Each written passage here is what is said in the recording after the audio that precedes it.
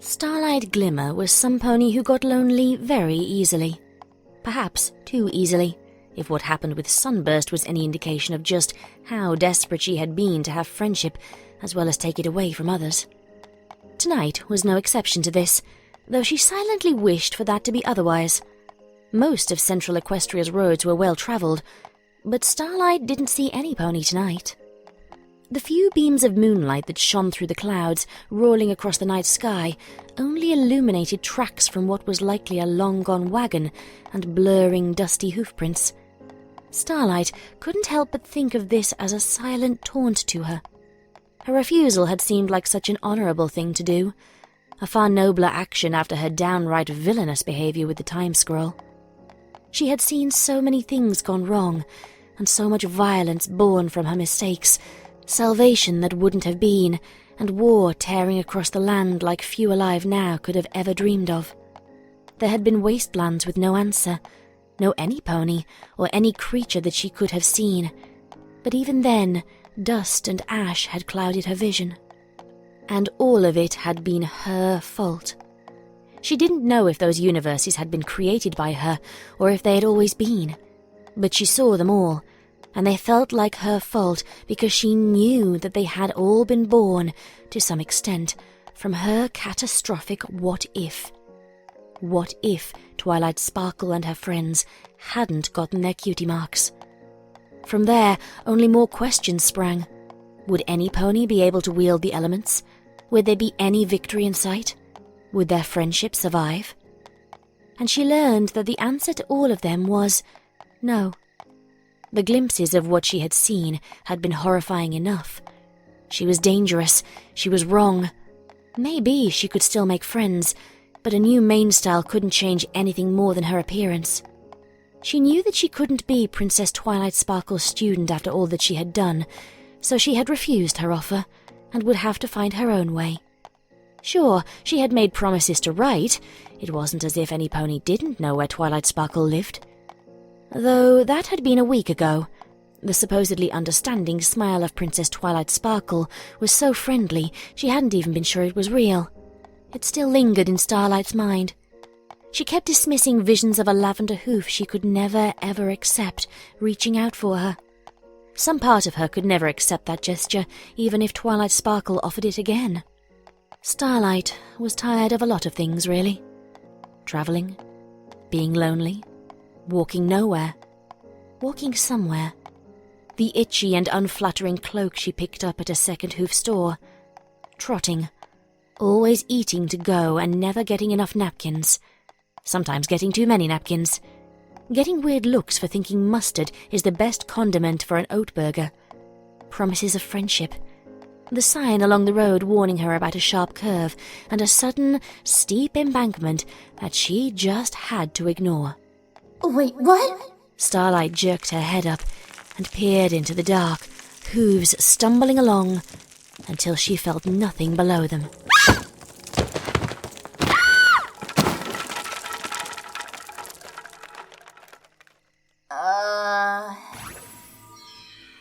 When Starlight opened her eyes, she was relieved to see stars in the night sky rather than drifting around her vision to taunt her like everything else.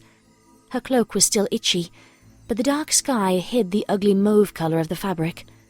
Her head still hurt, and some pony was pointing a broom lit with illusory mage fire that shot off colourful sparkles to her face. Starlight blinked and prepared to scream. Some pony else beat her to it. How dare you intrude upon Trixie's luxurious and refined campground! Starlight couldn't see much in the dark, especially with her headache, but it appeared that a unicorn was standing nearby, if the glow grasping the possibly enchanted broom's handle was any indication. What do you have to say for yourself? That this just looked like a regular campground to me? I fell? Who are you? Why am I here? Enough questions! Trixie is the one meant to be asking those. Alright, but could you please put the sparky broom away, Miss Trixie? Only if Trixie likes the answer to her next question. Which is? Trixie did not yet say that you could speak. The shrill voice continued. Trixie wants to know if you are here about certain forbidden topics. Forbidden things? Yes. Trixie does not intend to be paying for anything when she could camp anywhere for free. No borders, fences, or arcane weaponry can bar her from any place. Trixie has rights! I just fell. The voice hesitated to speak again, and the mage fire dimmed until the broom was just a broom instead of a surprisingly menacing cross between a torch and a firework. In the wrong era, Starlight was sure there would be shouts of witch following. Trixie is sorry for scaring you then. What should she say? Did she forgive this mare? Starlight decided that yes was a fitting answer for the latter. It's okay, Trixie. The voice harumphed, and the broom hit the ground with a thud, sending a small amount of dirt into the air. Trixie supposes that she can feed you for your trouble, since you do look hungry. Really? Starlight interjected. Thank you so much for your kindness. It really does mean a lot to me. You didn't even let Trixie finish yet. Sorry! Starlight shifted nervously where she was half slumped against what felt like a box. She tried to sound as sheepish as Princess Twilight did at times. It wasn't so hard. Trixie coughed. As Trixie was saying, she will be giving you something to eat. But not until you help Trixie with the last of her laundry that you happened to dirty when you so rudely tumbled into her campground and decided to hit her clothesline so carelessly. Didn't any pony ever teach you manners? Well, Starlight began, trying to keep most of her indignation in check. it isn't every day that I tumble into the residence of a squatter. Wherever she was, Starlight heard Trixie gasp in the shadows and shriek, How dare you dirty Trixie's laundry and insult her honor while wearing mauve of all things! Need Trixie fetch the broom again for her guest's unjust prejudice against the homeward bound? Starlight Glimmer opted for silence. Starlight's namesake illuminated the grassy space where Trixie had set up her campground. It was neither dignified nor luxurious, but it seemed okay to Starlight, especially after she had been travelling on her own. Starlight lifted her head, swiveling it so that she could see without her dorky new mane in her face. Rarity had told her the look was fresh and made her appear approachable and pleasantly quirky. Or had that been perky? Starlight hadn't really been paying attention, since she was certain that Rarity, and all the others, had just been trying to avoid calling her a petty and psychopathic madmare. But at least she could see Trixie, who actually looked a lot nicer than Starlight's first impression of her had offered. Starlight liked that her light blue coat blended into Princess Luna's starry night, and how her silvery mane gleamed. She was also about 40 years younger than Starlight would have guessed, since she sounded like the kind of batty old mare who talked to ponies who weren't there or watered their cats and pet the flower garden, like her great-aunt Andromeda. Living with her as a guardian certainly had been weird. Starlight was pretty sure that most fillies weren't able to say that they went denture hunting at the bottom of the well 8 times before they were 9 years old. Shuddering at the memories, Starlight went back to levitating another star-studded cape to hang on one of Trixie's 6 temporary clotheslines before pinning it in place. After a while of repeating the same tasks with all the other hats, capes, and socks that she had been given, Starlight felt a hoof tap her wither, and looked up to see Trixie holding a half-full bag of chips, half a PB&J sandwich, 3/4 of an apple, and a plastic container containing exactly 12 breath fresheners in her magic. Trixie cleaned out her tragically smoothly lit pantry so you could have a late dinner. Starlight accepted the food in silence, and followed Trixie when she saw her motion for Starlight to follow her to where the embankment levelled off. Starlight watched Trixie sit next to the empty impression where Starlight imagined a decent-sized pond would have been, once again beckoning for Starlight to join her on the grass. Starlight plopped down next to Trixie, glad to find that the grass was soft and springy beneath her itchy cloak. A cool night breeze wafted past them, and a group of fireflies danced in the distance. Trixie thanks you for being so easily roped into manual labor. Thank you? Or you're welcome? Starlight offered, after she finished almost choking on one of the breath fresheners. She hated mango-flavoured anything. What is your story? Trixie is quite curious. I have severe emotional issues, so I formed a cult. But I was forced to disband my cult, and now I'm hoping to take major steps to turn my life around. I'm also currently homeless. Starlight smiled as widely as she could at Trixie. Staying positive was something important she had told herself throughout her life. It was also something she only listened to on the occasion it could be used to brainwash ponies. Bah! Trixie has been living like this since she was 10. Starlight tried to focus on the fireflies. Did your parents die? Mine died a few months after I was born in a carriage accident, so I never really knew them. No, Trixie ran away. However, instead of lazily dying in an accident as an excuse not to pay attention to Trixie, they loved her very much. Trixie just needed to start life, and every pony knows that waiting is boring. And Trixie was not going to wait another 6 years so she could properly adult.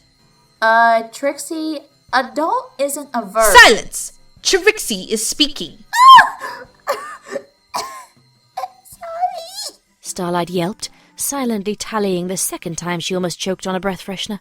As Trixie was saying, she ran away even though her family was very loving and supportive of everything Trixie could ever want and allowing Trixie her every wish.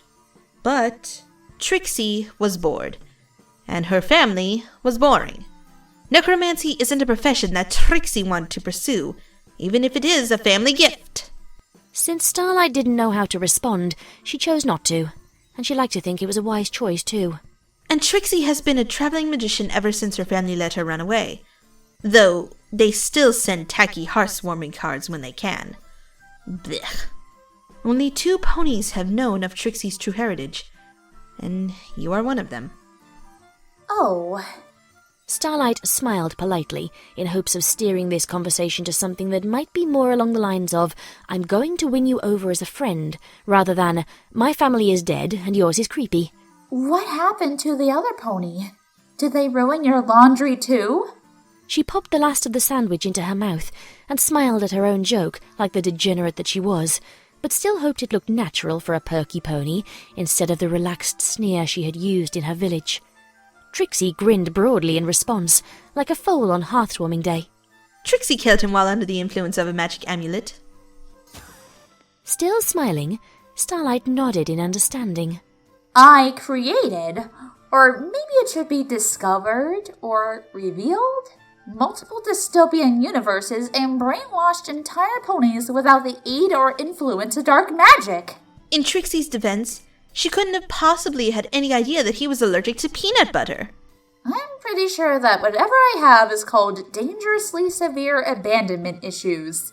Aw, Trixie is a bitch too, but she is sure that we can be friends. You can even help Trixie hide the bodies in the future if anything, including Trixie, goes south. For the 3rd time that night, Starlight Glimmer almost choked on a breath freshener. Hey, wait, that's not what I said! I'm not a— Trixie thinks it is very accurate. Most mares who fall down in embankments at least avoid Trixie's laundry. It was steep! That does not in any way whatsoever excuse such rude and unkind behavior to Trixie and her property. Perhaps Trixie shall make you her indentured servant to pay for your crimes against fabric? When Starlight glimpsed Trixie's face, she wasn't sure why she ever thought that her new friend was joking. If you keep saying things like this, does that mean I'm going to have to be the straight mare here? Considering that Trixie is a lesbian, yes. Starlight shifted nervously on the grass, while part of her mind debated whether or not to eat the partial apple balanced on her forehoof. Well, I'm actually Which is still straighter than Trixie! But that's not what I even meant by straight mare! And I've never killed any pony with peanut butter! Oh, that's all right. It was an accident that time. They'll never find the body. But that's off topic before you had the nerve to interrupt Trixie, the sweet and innocent. As Trixie was saying, regardless of her family's various pleas, every time Trixie encounters professionals who are critical of her lifestyle and average fireworks usage, she contemplates diving into the serial facet of her supposed crime. Watching the blue mare pout in the dark, Starlight considered Trixie's words. So you're kinda nuts too, huh? It is only because they demand Trixie's money or are too critical of folk music, which is something Trixie holds close to her heart. Starlight Glimmer was a very good actress, and that meant she could nod in understanding, and only she would know if the gesture of sympathy was sincere or not. Hey, Trixie? Yes? Trixie's purple eyes focused on Starlight, and Starlight alone. I'm okay with being your servant since I can't exactly work anywhere else. But could we lay off the murder for a teensy bit since I am trying to turn my life around? Trixie supposes that could be a possibility. Grinning, Starlight clapped Trixie on the back. That's good enough for me. Even if we do accidentally murder some pony. Trixie thinks that you are speaking of what is commonly called mare slaughter, which is a lesser offense. Okay! Starlight said with a winning smile. Either way, I'll be sure not to mention it in any letters I write or to any pony, because it totally never happened. Don't tell their families either, Trixie snapped. Then Trixie will be displeased. Also arrested. And facing nothing but execution if you're found guilty. Starlight added helpfully. Please do not remind Trixie.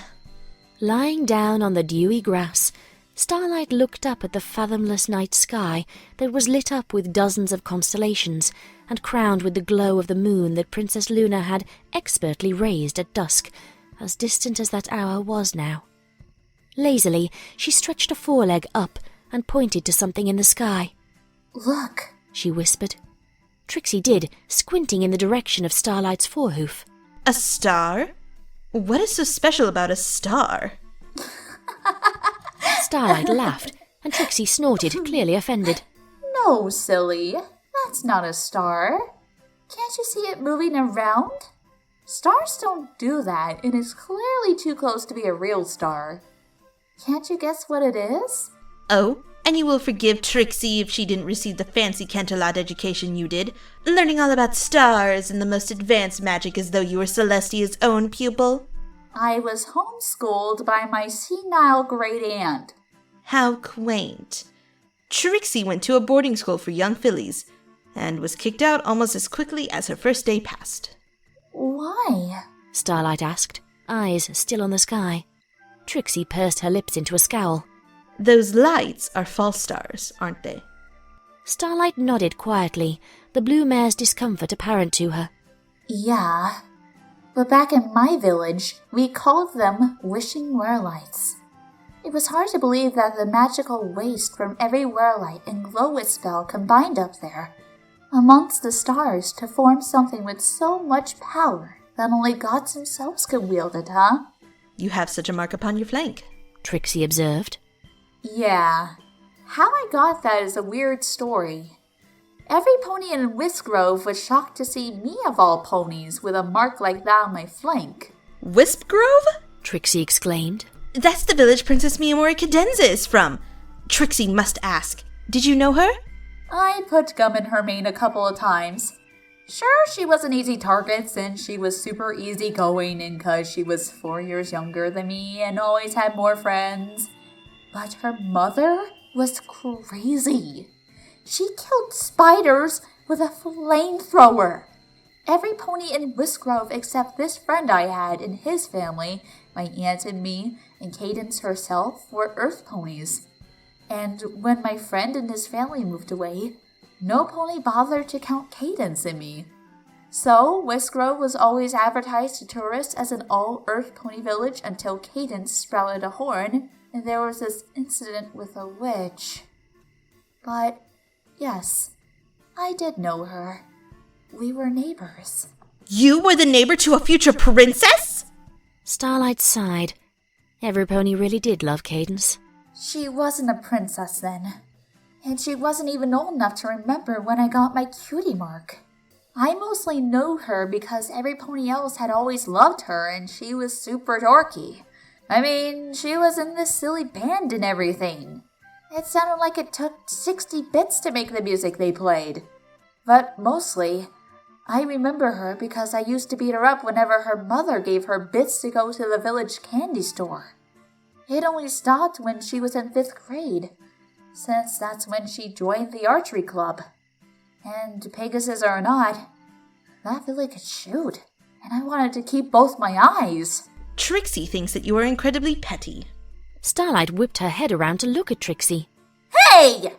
In the darkness, Starlight's eyes caught a glimpse of Trixie's dazzling white showmare smile, and was glad that Trixie couldn't see how bashful she felt with that smile aimed at her, now that she realized Trixie was only teasing her. Don't worry. Trixie likes petty ponies. They remind Trixie of Trixie. This means that we'll get along spectacularly. Trixie is sure of it. Starlight nodded, smiling despite the almost insult. Did you ever wish upon the stars when you were little? False or not? I've never been a huge stargazer myself, but being a bit of a night owl for most of my life always helped. Trixie looked away momentarily, and Starlight almost missed the change. Yes, Trixie has.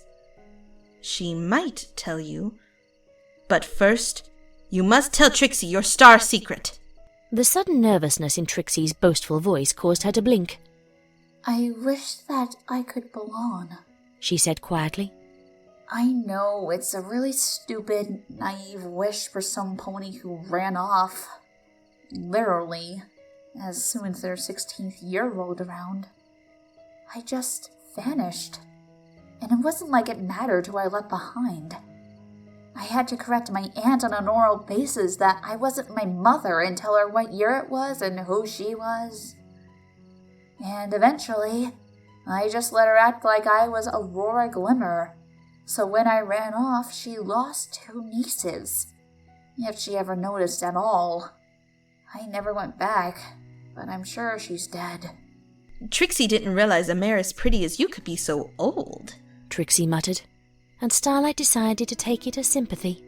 I'm only 26! That's not so old, so I don't know what you're talking about. What I do know is that I've had my midlife crisis generously given to me by a preppy purple princess. Seriously, that mare isn't even 20! And yet she already has a castle, Trixie muttered again. When I was her age, I only had 3 nutty followers instead of 5. 6. Huh? Princess Sparkle has 6 followers. There's a little purple dragon. He's like her foster brother or something. Trixie isn't sure. Oh yeah, I had almost forgotten about him. It's no problem at all. Trixie almost always forgot about the yellow one. She hates quiet ponies, you see. They rarely pay her anything good or cheer for her properly. Starlight mumbled, playing with a blade of grass.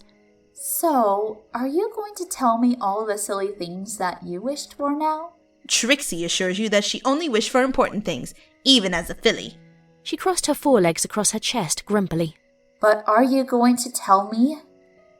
A moment of silence hung between them, and Trixie immediately turned away so her eyes didn't meet Starlight's. Trixie used to wish that she was like all the other fillies her age. What do you mean? Starlight asked, ears pricking forward. Ponies had always said things like this before she brought them to the village and convinced them to give up their cutie marks. What Trixie means is that she wanted every pony to know that she was a filly. She wasn't always old enough to get the most expensive magical procedures that would make Trixie's body the right one, but her family was always so supportive of Trixie. They even sent zombie thralls as a stern warning to the bigoted boarding school that kicked Trixie out. To think that something like that could still happen in Equestria in this day and age. Once again, Trixie had Starlight completely unable to decide on an appropriate response. Every pony who knew other ponies in the right social circles was aware that the Lulamoon family, one of the last in Equestria to have an official clan name as the Blue Bloods did, were the most open about their family skill, having the rare genes that enabled necromancy running freely in their bloodline. That, and Starlight had been in enough shady places to be aware that the Lulamoons were a very reputable business family, when the goddess Celestia wasn't watching, and they'd probably be proud to count King Sombra himself amongst their ranks. Starlight was even less sure of what to say when Trixie's magic thrust a half-eaten donut under her muzzle. Starlight managed a confused squeak, jolted from staring at her rainbow-sprinkled cupcake in what had at least felt like bewitchment to her. Trixie has never been able to talk to any pony like she has talked to you. Normally, she only considers revealing her heritage to others as they draw their dying breath, and Trixie stands above them, triumph gleaming in her lovely eyes. But you are different, and Trixie feels that you are above what a friend could be. Thus, Trixie must know. Will you accept her hoof in marriage with this completely and officially legally binding gift that Trixie did not just teleport from under the rug in her wagon? Or will you suffer a tragic accident with fireworks that are totally not Trixie's and there will be no recovery from? Blinking rapidly a couple of times, Starlight gingerly accepted the donut in her own magic and quietly dismissed the little voice in her head that told her to rethink her life choices. She nodded once, bobbing her head so that her new swept-aside bangs could bounce with her gesture of yes, and then said, I do? Trixie smiled widely and clapped her forehooves together gleefully. Trixie knew you would accept! However, there is still one thing that Trixie considers important to know about her new and completely beloved wife. What is it, Trixie? What is your name? Trixie asked, cocking her head to the side. Starlight Glimmer, Starlight said, taking a bite of her engagement/wedding donut thing as the stars twinkled above her. It was stale.